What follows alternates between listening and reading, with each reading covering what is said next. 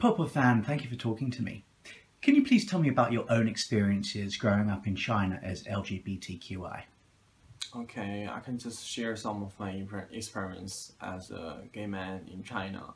I grew up in a very rural area, and in that time there was zero information about being gay.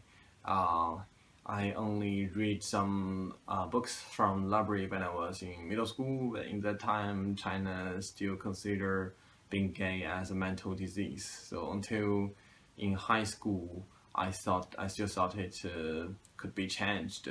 Then in 2003, I come to study in Beijing, and this totally changed my life because in Beijing it's a bigger city, and there are more information. And in the time also, internet was used very widely in this country.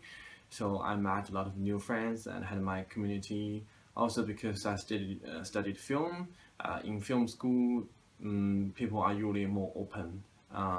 So generally in China, you won't have problem with your personal life being gay. But if you want more rights, then it will be hard because civil society issue in China is very sensitive, and the Chinese government had tried to control the non-governmental organization very strictly these years.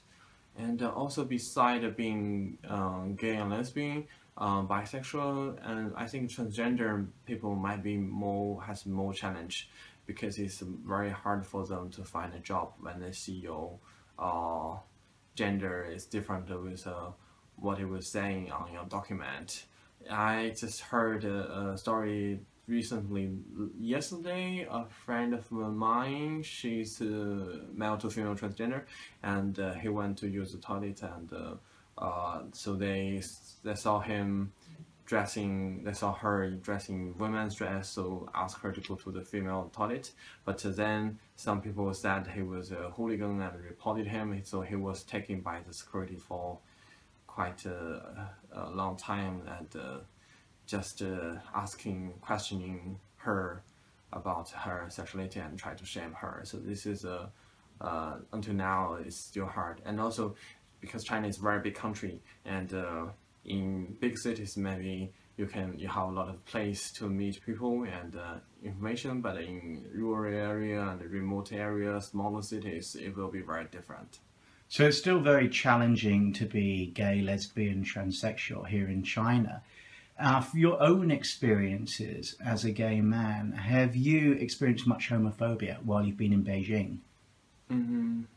I think homophobia happening most of time inside of the family, because I had my documentary in 2009. We did a lot of interview on the street. It's called New Beijing New Marriage. When I ask people, how do you think about homosexual? A lot of people say, I'm okay. Then we think, oh, we should give some challenge, otherwise answers will be also boring. So then we asked, how do you think about it if your family member is a gay or lesbian? And we will say, oh, this won't happen in my family because I educated my children in a very good way. So that you will find it's still a challenge for most of people accepting their family members to be LGBTQI, because that means your children probably won't get married and you won't have a grandchildren, because in China there is a very traditional family value that you have to take the family name. And also in China, in much of China, there's the one-child policy, isn't there? Yes. A lot of my friends are one child in their family, and when they come out, it's usually a disaster.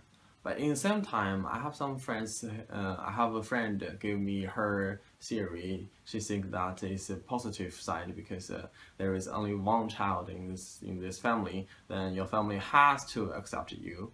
Otherwise, they will lose their own the only one child. So it's hard to say, but yeah, I think you need to, no matter you are the only child or not in your family, you still need to prepare a lot to when you decide to come out to them. So among parents, there's a feeling of failure if their child is gay or lesbian or bisexual or transgender, that somehow they haven't educated their child properly or brought them up properly. Sorry? There's a feeling of failure in families if their child is gay. Yeah, a lot of because I'm involved with the P-Flag China conference very much, and some of the parents feel very guilty. They thought they have done something wrongly, and they will doubt if they met their son dressed like a girl in the childhood just for fun. Then they thought this might make their son to be gay, or some mother thought when she got pregnant and she hoped that she can get a boy, but in the end she got a girl. Then she will doubt if this made her daughter to be lesbian. So families often worry about what their friends and neighbours think about them and their reputation. Yeah, so we usually say when children come out to their family, they are out of the closet, then this make their parents to be in the closet. You talked about the parents of gay children. One of your recent films was Mama Rainbow, and you're currently working on Papa Rainbow, which is, I think, a sequel. But Mama Rainbow is about the mothers of gay children and their experiences. And that was influenced by a previous film of yours called The Chinese Closet, which you released in 2009. How easy was it to find mothers to appear in your documentary, Mama Rainbow? I think in 2008, when I was making Chinese Closet, it was still hard for any parents to get involved. So in the end, I just interviewed one mother from Guangzhou, and she was the very first P-Flag parent in the whole country. And in 2010, the P-Flag China had been founded for about 2 years. They got more and more parents involved, but still they have many more mothers than fathers.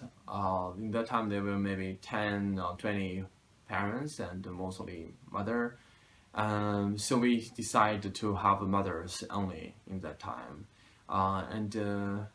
Until I finished Mama Rainbow 2012, there were more fathers to be volunteer of P-Flag and started talking in front of medias and cameras.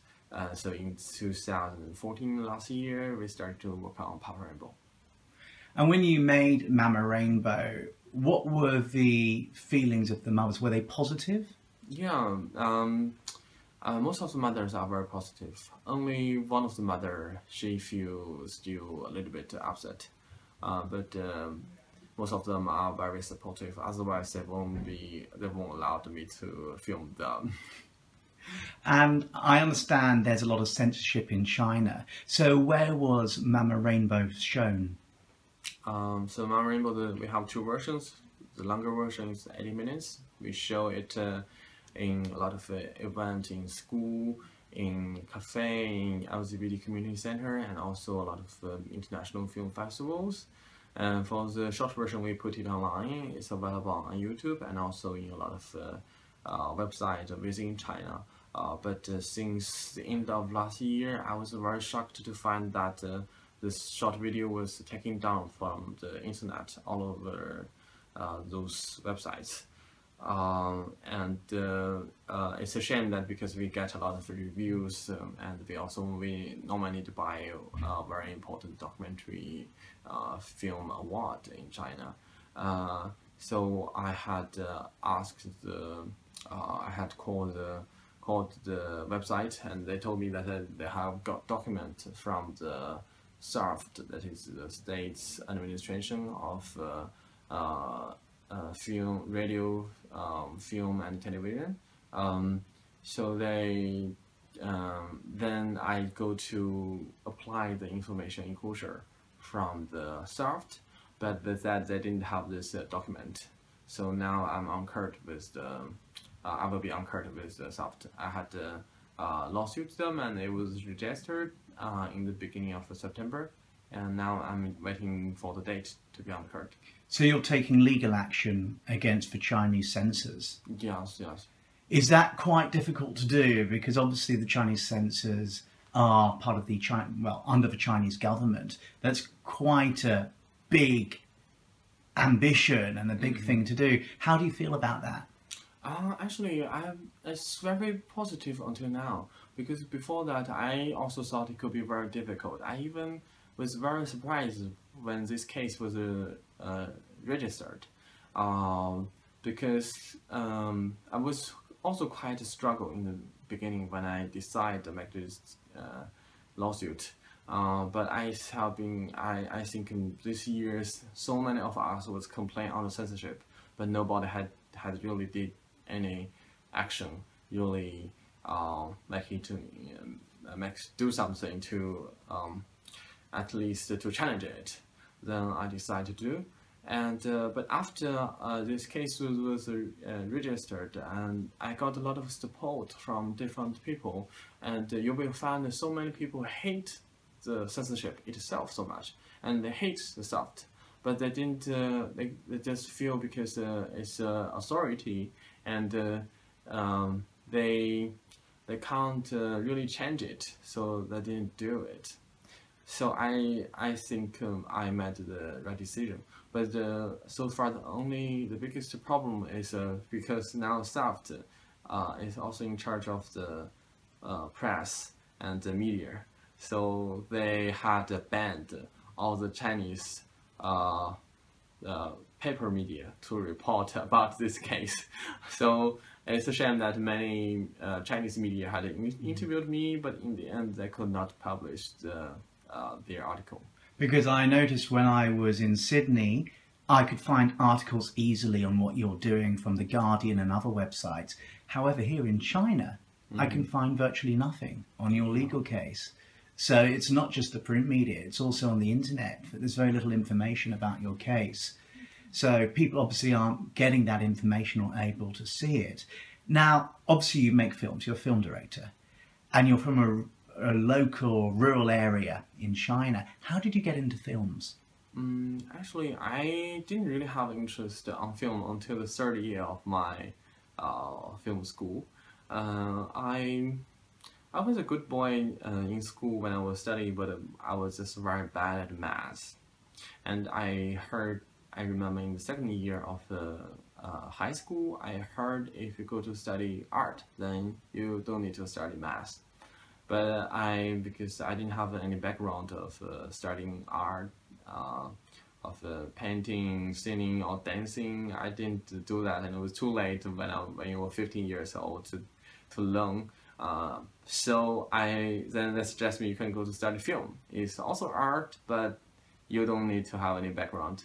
Then I tried the Beijing Film Academy, so I got in. First 2 years was hard for me because most of my classmates already know a lot of film masters. They already watched a lot of film, have a passion on it, but I didn't really have it. And until the third year, I found film actually can change a lot of people's mind. And also, in the time, I watched a lot of queer films, and this really opened my interest to film. And those queer films that you watched, were they Western films or Chinese films? Mostly Western films, because the Chinese queer films has in that time still have very few of them because of the censorship. And in China, mainland China, there were only some small budget independent films, and there are more in Hong Kong and Taiwan because they don't have censorship.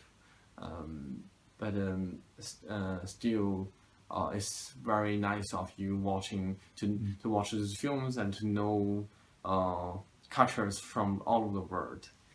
How easy, well, you've talked about censorship here in China, how easy is it to watch queer films from overseas? How do you get hold of them? Although China government has a lot of censorship, but this is also negative side of this country, that the piracy copies are so popular. A lot of people can download films for free, and the government just doesn't care, I feel. So films like Brokeback Mountain, although you can't watch them in the theater, and even the Chinese national television had banned to report about An Li's film on and An Li's speech on the Oscar ceremony for this, but still a lot of people watch it online. And before 2005, a lot of people don't understand what is homosexual, what is gay and lesbian. But after 2005, a lot of people they just call homosexual as a brokeback. What made you want to make films that specialise in subjects that are LGBTQI? I think because I found in the Chinese society, a lot of people they have discrimination to LGBT because they don't have information on it. They don't have any image, so they think all the LGBT people should be monsters. And in the mainstream society, in the media, there's so little information about it. And I think film is one of the very best way for communication. And always film is like a bridge to communicate between different communities. And I make films. I interview I film people in my film, and I communicate with them. Then I edit it and show to my audience. Then I communicate with my audience and also make those audience communicate with the people inside the film. Then this will make more understanding and make the culture to exchange. So the audiences and the people in your films inspire and motivate you to make more films? Yeah, we do have some cases like that because I'm also organizer of a Beijing Queer Film Festival. I remember in that time we have a program that we invite 25 people from all over China in remote areas. We pay their train ticket to come to Beijing to watch film with us. And one of the guy, he's a miner from Shanxi province, and he had a dream of making films, but he didn't know where to learn it because he doesn't have money to go to school. And then in that time we just funded a project called Queer University. It's 7 days of a training workshop, teaching people how to make small videos. Then he come to this workshop and he made his own documentary about himself called Comrade Yue. And this was filmed in a lot of cities in China and also in film festivals in Europe and the USA. You talked about the Beijing Queer Film Festival. You've also been involved with the Rainbow Media Awards. Can you tell us a bit about them? Rainbow Media Award, they give an award to media who report about LGBT issue and in a positive way. They have this ceremony in the end of each year in Guangzhou. And it's very important because Chinese people trust the media very much. Before 2005, and most of the media report when they report LGBT is always very negative. It's about the murder, it's about anything bad. And but now we got more journalists they have this passion on LGBT issue, and so many issues was pointed out these years. And I understand that in the last 10, 15 years or so, the Chinese government no longer considers homosexuality a mental disorder. Is that true? 2001. Yeah. 2001. Mm-hmm. So that's all started to change as well. Does that mean then the attitude of the government here and the authorities, the attitudes are more positive? But there is still a small tail left in that, in that rule. If you are not self-confident with your sexual orientation, then you're still considered to be mental disease. But they didn't say if you should have a better identity or if you go to cure yourself. So you find that there are still some therapies helping people to change sexual orientation. And last year there was a case that somebody lawsuit one of the therapy in Chongqing, and he win the lawsuit. So it was also big news. So gay cure therapies still take place here in China, Yes. but people are challenging them Yes. as well. Yes. Well, that's quite a big thing, and that's quite an advancement that people are being listened to as well. So what are your hopes for the future for people who identify as LGBTQI in China? I just hope there will be more understanding in the society, both from out and inside of the community, and also within community there are more understanding of different groups with each other. You've talked about PFLAG, which represents parents of LGBTQI children and adults. What other organisations are there that offer support?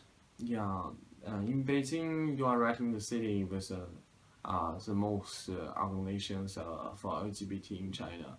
There is Beijing LGBT Center, it's a community center for everybody, and also there is Queer Commerce, it's a website for videos. I also part-timely work for them sometimes, and there is Beijing Gender that do the Rainbow Media Awards and the China Ice Walk and a lot of other events. And there is Gay Sport magazine. It's a magazine for gay men, and there is Les Plus for lesbian. It's also a magazine.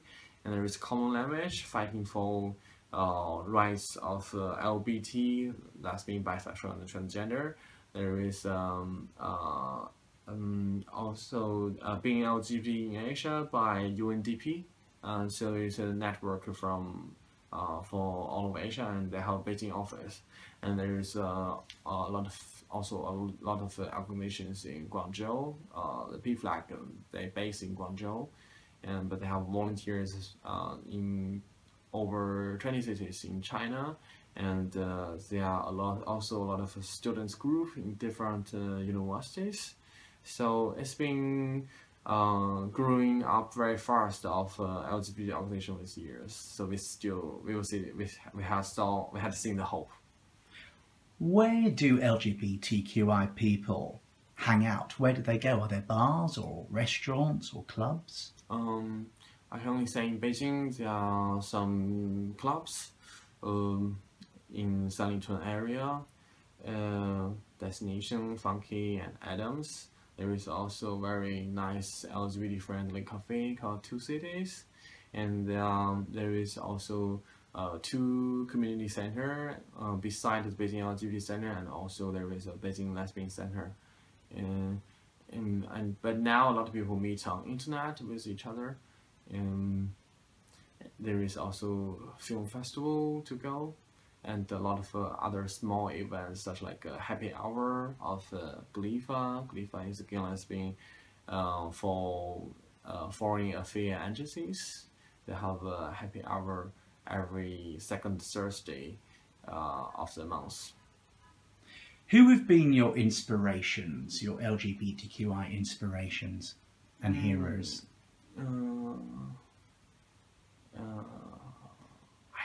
I don't have any. I don't know. have any hero, but I think I have learned a lot from my teacher. He was teaching. He's a professor at the Beijing Film Academy, but because of many reasons, he was not allowed to officially teach in school. But we are very good friends when I was studying, and we played volleyball and also having dinner and hang out all the time. And he taught me a lot. Are you able to tell us his name? And he's quite a well-known filmmaker here in China, isn't he? Yes, and he made some really experimental films, and very brilliant. He make films with very small budget. And thanks to some of your films like Mama Rainbow, you've been able to travel overseas. You've been to Cologne, for instance. What have been your favourite experiences of those overseas trips? I think 2 years ago I had a trip to the US. both San Francisco and the Los Angeles LGBT Film Festival, and that was very impressive because film festivals like this, they have film screening and also a lot of networking events, and this make people to be together, and they have a connection both inside and outside of the community. So that was very impressive in Paris. Do you think there's a big difference between Western gay, lesbian, transsexual films and Chinese gay, lesbian, transsexual films? I think we are in very different period, and it's different because of the culture and also because of the system. I believe that if China has opened to LGBT films, then we'll also have a lot of commercial comedies on LGBT issue. But so far, because there is no way to distribute them, so we don't have. This is something we lack in this period. And I had heard a lot of people complain to me why all the LGBT films in China are so sad, always very, very upset ending. So they want something happy, and how to say? Yeah, I think this is a very big difference. Because I know you've talked in other interviews about how negative and sad many of the endings in gay and lesbian films are. Do you think this is changing in China?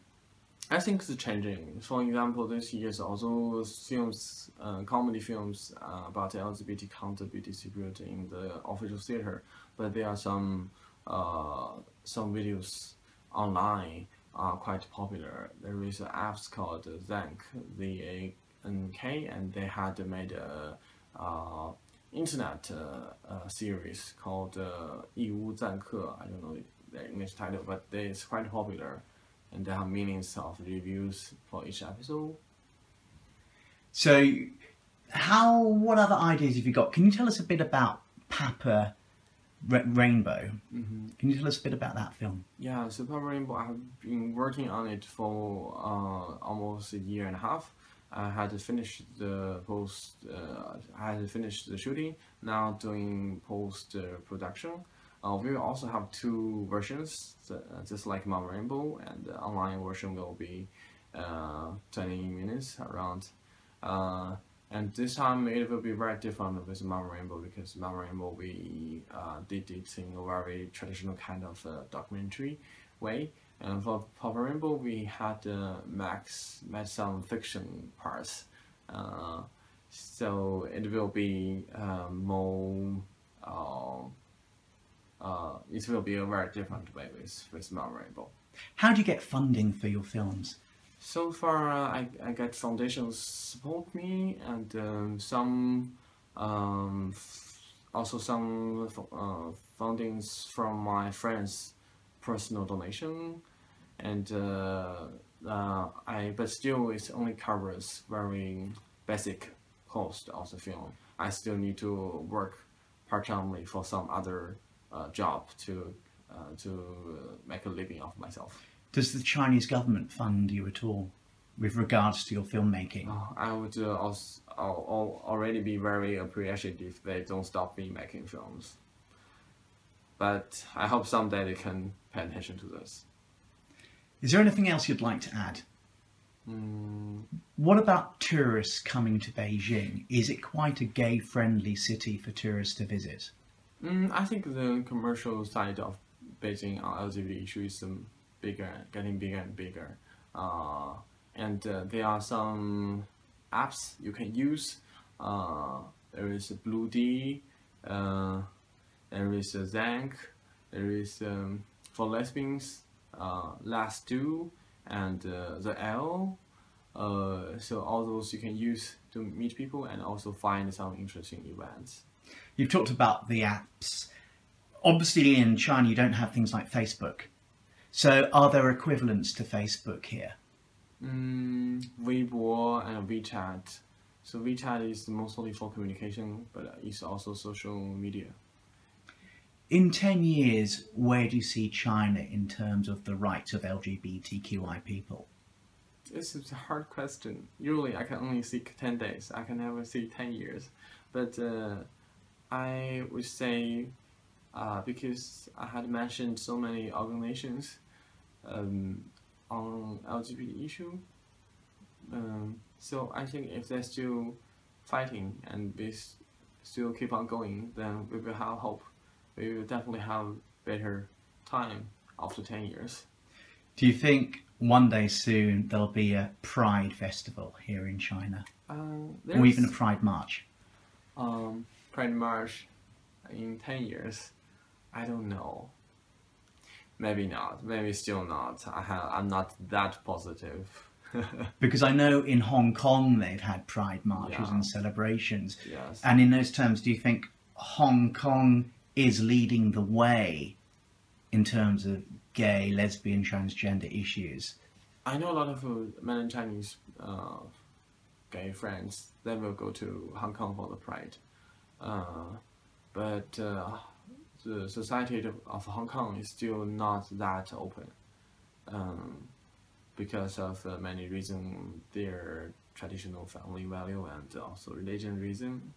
I think if the policy changed in China, I don't know, maybe if we have a Pride March, maybe we can make the biggest one on the planet. Who knows? So, and also if Chinese government legalized LGBT films, and remove the censorship, then we maybe make the biggest box office on gay film, LGBT films in China. Because I know that Mama Rainbow was shown in Shanghai, I believe. Oh yeah. Was it difficult to get it shown there? So because we did that in only in some small cafe or university, so we can still do that, but not in official theater. So they can be shown in universities and schools privately, but they can't be shown in public cinemas or theatres. Yes, yes. So, but you're pretty optimistic though about the future, that things are changing. Do you think things are changing positively here in China? I think because I'm inside of China, it's sometimes difficult for me to see the change. But let's look back to 10 years ago. It's really changed a lot, especially Chinese people. And I could not imagine that so many of my friends could come out to their family about 10 years ago, but now it happened. But the Chinese government, for the policy, has changed very little these years, after 2001. Well, fingers crossed that it does change faster soon. Thank you very much for talking to me. Thank you, Will.